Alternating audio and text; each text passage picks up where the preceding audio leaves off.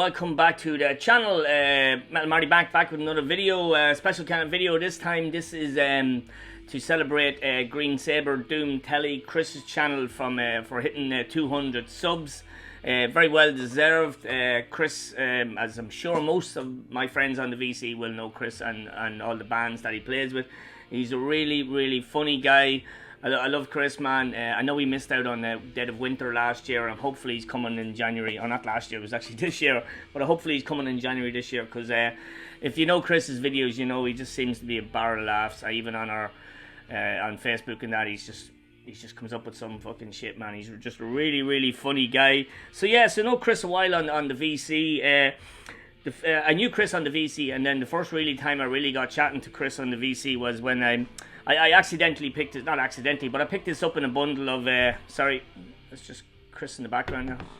So yeah, so I just picked a bunch of demo tapes up on at one time. I showed the video before of all the demo tapes. I think it was a competition for Kim. But anyway, so I showed this demo, yeah, by this band called Desolate from 1994.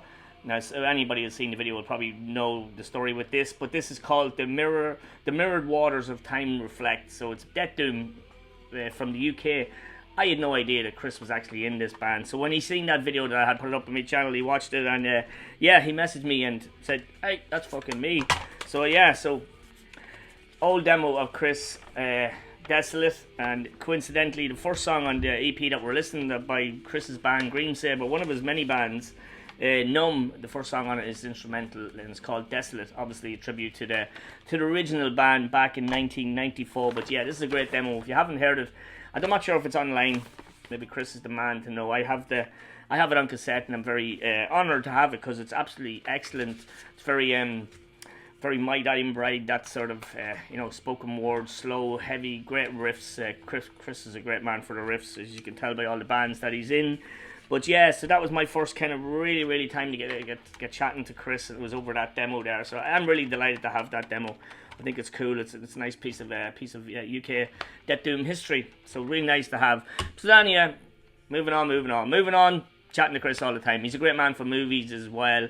As I say, he's with a couple of bands. He's with this band here. This is the first band I've seen him with or heard of him with, and this is Green Sabre. Listen to it in the background.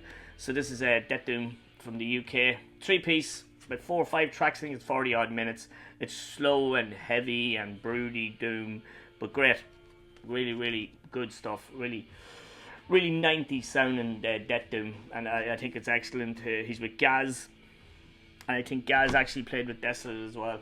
So that's even more cooler then as well. And then who was on the drums? Is it Bry on the drums? I'm not sure if Bry was with the other older band. But yeah, good EP, Numb. Go check it out if you haven't. Kris is also with Crow's Blood. He's with Lee Baines, and Aki is the drummer. But yeah, this is a 2-track EP the boys put out last year. You're saying, I thought this was a competition video, but I'm just telling you about Kris, because I like the guy, and that's what competition videos are all about. They're not about the prize. They're all about just promoting our friends and talking about our friends and the people we like on the VC. All positivity with Kris, no bullshit. He's not one of them fucking whiny channels that give out about fucking everything, subs and all this sort of shite. He's just a proper dude, and as I say, I'm really looking forward to seeing him. So yeah, Crow's Blood, back to the Crow's Blood.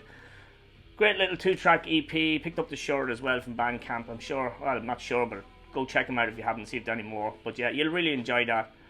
It's good stuff as well.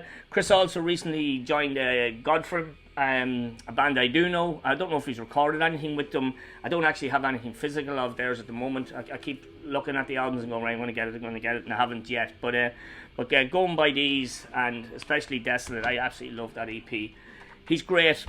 And yeah, I will pick up some Godfrey stuff with him as well. But as I say, I'm going to leave a link for Kris's channel. Please go and check him out. He's on 200 subs, but I think he needs a lot more and deserves a lot more. I mean, fuck the subs. It's not all about subs, but just go and watch his stuff, because you really will enjoy him. He's a character. That's all I can say. So, back to his competition. And yeah, congratulations, Kris. And Green Sabre Doom Telly. So yeah, competition. He has 4 questions. There's 2 parts to each question. There's a few of the VC guys, Mickey and maybe Sean the Beast, Dave, Cavernous Dave maybe is up as well. I didn't watch theirs yet, because sometimes when you're doing competitions videos, someone has shown something that's in your mind and it sort of sets you back and you have to go fucking rethinking again. So haven't watched any of the boys' videos yet, so I'm just going to go into it. So, I didn't write any of the questions down, but I sort of remember them. So the first question with 2 parts was a game changer. So show 2 albums that were game changers for us in the style of music that we listen to now and back then or wherever. Albums that really had an impact on us. So the first one of me I picked is just an absolute classic from 1986. I remember when a friend of mine, Eamon, he worked in a music store in Dublin, or he was at college and come home at the weekend, and he was our link to all new bands and stuff, because in the small town where I listened to, we had nothing, well, not that we had nothing, but we had Sabre, we had Motorhead, we had Saxon, we had Priest, Rainbow, Purple, Whitesnake, all that sort of stuff. Slowly trickled in through the Friday Night Rock Show from listening to Tommy Vance. We heard little snippets of Metallica and then Halloween and stuff. So when I was like 13, 14, all this stuff started trickling in. Eamon arrived one day with this album. It's still my favourite album by the band. It's absolute bangers. Everybody loves this album. But I was just so taken aback by this album. The speed of it, the length of the album threw me. I couldn't believe it. An album was so quick. I remember the cassette, and we're all walking around with ghetto blaster things around our estates and all that, listening to it. It was something completely different when you're listening to Sabbath and Dio and all that sort of great heavy metal stuff, but nothing mental like so. But this blew us away, and it's the classic Slayer, Rain and Blood. It was the first really extreme album I heard. Definitely was. I had listened to Metallica and that, and thought that was beyond anything that it can't get any madder. And then this fucking album arrived, and then that was it. The doors blew open on everything. Started listening to Creator, and just absolutely amazing album for me. So yeah, Slayer, Rain and Blood, absolute game changer. Now the next one is I always consider this underground, and I think they're still pretty underground. A lot of people don't know this band, but yeah, I remember being in Dublin once again on release day in 1988. I probably said this before videos, and this album was in a music shop and was playing. I was with my brother and a few of our mates back then. I was only, what was it, 1988, so I was 15, and as I say, we were listening to Slayer and everything, but we never heard of this band. It's thrash metal, technical thrash metal, but the vocals were so different on it than anything we were listening to as well. And yeah, talking about intrigued, and I still listen to it this day. I listen to it probably once a month, there or thereabouts, because I absolutely love this album. I managed to get it on, we had it on vinyl back then. We bought it on that day of release, and I got it on CD a couple of years back, because I was always looking for it, and then I picked up the vinyl. It was a reissue on our records. I know a few of the boys have picked up the first album, the self-titled debut album, which I think is great, but this album shits all over it. It's 100 times better. I love this band. I don't have all their stuff, but I really think they're excellent, and this was a real game changer for me, because this was, we were so used to all the popular names and all the magazines and everything, and this was a curveball totally for us back then, and it's made a massive impression, and it still does, and I still think it's a fantastic, definitely one of my favourite metal albums of all time. A lot of you probably haven't even heard it, but I think it's amazing. But anyway, so German tech thrash band, Mekong Delta, the music of Eric Zahn, their second album. So yeah, this is a game changer. This is their second album. This could went into the next question. But yeah, absolutely powerhouse of an album. Unusual vocals. There's kind of classical music pieces in it. It's just a banger of an album. As I said, this is about an album making an impression on you and changing how you listen to things and styles of music and that. And this is definitely one for me. If you still haven't checked out Mekong Delta, if you bought the first album, I know a few of you guys have, and I don't know how impressed you were with it, please go and listen to this one. It's 100 fucking times better. It's just a classic thrash album for me. Definitely one of my favourite albums of the 80s, and if not of all time. So yeah, big game changer, Eric Zahn by Mekong Delta. I think they're a fantastic band. Okay, next question. That lasted long. So he's keeping in line with all the number 2s for the 200. So there's the second album that is our favourite album by bands. So did I say that right? So these albums are the second album, second release, second full lengths by bands, but they're our favourite albums of that band. So this, I'm kind of keeping with the Doom here, and one of my favourite bands as well. So Candlemas, 1987's Nightfall, second album. Love Epicus Doom because it's a brilliant album, but this for me was the eye-opener. This could have been a game-changing album for me as well. When I heard this, I love Black Sabbath, and then just with Messiah's vocals and just the lovely riffs and those melodies. It's such an epic album. It's a classic album, and yeah, it's their second album, and for me it's my favourite Candlemass album. I do have pretty much all the Candlemass albums, I think, at this stage, between vinyl and a couple of them on CD, but this is definitely, will always be my favourite. Even the Sweet Evil Son, the new one, is great, but Nightfall is just a classic. Gothic Stone, Wells Soul, Gallows Inn and Samaritan, like, come on.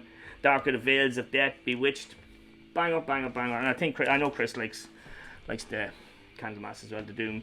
And then an album from 2005, this is my favourite album by this band. I've only recently got into this band the last couple of years, but like luckily Spark Records or somebody has been re-releasing all their stuff, and this is their second album from 2005, Finnish Doom band, you know who they are, and this is Crush the Insects by Reverend Bizarre. Awesome album, as all the Reverend Bizarre stuff is. It's slow and broody and doomy, and then you get the odd nice bit of a fucking faster riff for that, and then the vocals by the man himself is just fucking amazing. I said the man himself because his name won't come to me. It'll come to me at the end of the video. But yeah, Crush the Insects, second album by second full length by Reverend Bizarre. Absolutely banger of an album, banger of a band. This is a really good video. I like getting out some Doom to listen to. Okay, next part is two albums. This is going on longer than I thought. Two albums that we didn't like, but we've grown to like. Now, Kris showed one of these records I'm going to show in this as well. I'm not cheating, but this album and this genre, as Kris said about black metal, he didn't like black metal. He always struggled with it, and I have struggled with it a lot. Of you know that. I used to think it was just untalented fucking amateurs, fucking kids couldn't play for shit. How wrong was I? So yeah, and I've listened to it. I'm not Johnny Mac. I haven't got the biggest black metal collection in the world, but I have a good few. But the ones I have I really appreciate and really like. And if you had asked me 10 years ago to listen to any of this stuff, I would have just told you where to go.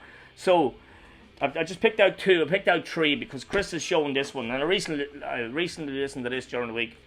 It's absolutely amazing. Every time I listen to it, I'm only realizing how good this is. It's lo-fi, but it's fucking brutally fast at times. But there is a lot of good melody and good song structures in this, and it's the one Kris showed as well. Dark Throne, Blazing the Northern Sky, absolutely a fucking amazing album. I would just love to go over around and put it on and listen to it again because it's so good. So yeah, black metal for me was a struggle, always has been. Thank God it's not anymore. Like, you know what I mean? I'm not as heavy into black metal as I am with heavy metal or fucking doom or death metal or anything like that. But I still do appreciate it now a lot more than I did. So yeah, so I picked out that one, Dark Throne, Soulside Journey, no problem because it's death metal and it's fantastic. But this is a beast. I know Kris showed it. So yeah, another two classic albums as well. So I'm going to show you. This was a struggle, obviously, as well. I remember hearing Death Crush on Tommy Vance's rock show from the EP Death Crush, and I just thought it's the most fucking mentalist thing I've ever heard. The speed of it, and it was just, I thought it was all over the place and production-wise and everything, and I just thought, I can't listen to this ever. But, as I say, I've changed. I now have Death Crush on cassette. So this is The Mysterious Dom Satanis by Mayhem. Is this 1995 or something like that? Yeah, it was a lot later than the band were out. Anyway, but this is absolutely fantastic song or album. Freezing Moon is probably my favourite black metal song, or one of my favourite black metal songs of all time now. I do have one now, actually, believe it or not. So Mayhem, that's another one. And even Emperor, a bit more melodic, but the black metal just did not work for me. But it does now, and this is absolutely beast of an album as well. So this is in the Nightshade Eclipse, yeah, I always get that mixed up. But yeah, that's three, but that's the kind of stuff I could not get into, but thankfully now it has clicked and I really appreciate black metal. So, nearly there. Last question. Let's take a wee swig. Hope you are still with me. So, two things we don't like about... Next question is, name two things we don't like about record collecting, or two things that bug us about record collecting, or we find awkward and shit. So yeah, I had a long think about this. Obviously prices are one thing, but one thing that bugs me is when buying, maybe when you're going to record fairs or even boot sales or even some second-hand shops, local ones and all that, the assumption that people have that because vinyl's old, because it's making a comeback, it's worth a lot of money.